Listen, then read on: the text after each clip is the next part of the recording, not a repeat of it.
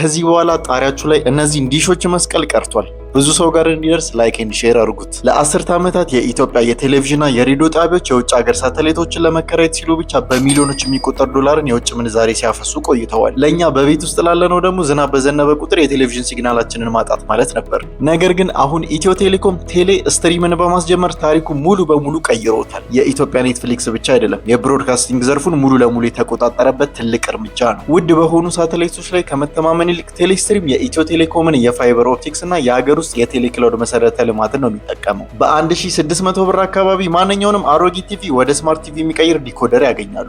ይህም ከ60 በላይ የቀጥታ ቻናሎችና በመቶዎች የሚቆጠሩ ፊልሞችን በሚያስደንቅ የ4K ጥራት እንድትመለከቱ ያስችላቸዋል። ዋናው ጉዳይ የዲጂታል ሉዓላዊነት ነው። ስርጭቶችን በሀገር ውስጥ በማስተናገድ አሰራጫጮች ወጪያቸውን እስከ 70% የሚቀንሱ ሲሆን እኛም የራሳችንን የሀገር ውስጥ ዜና ለማየት ብቻ በልፋት ያገኘነውን ዶላር ወደ ውጭ መላክ እናቆማለን። የሳተላይት ዘመን እያከተመ ነው። የሀገር ውስጥ የስትሪሚንግ አብዮት ደግሞ እዚህ ደርሷል። ፎሎ ናፊያድ ፒስ አውት።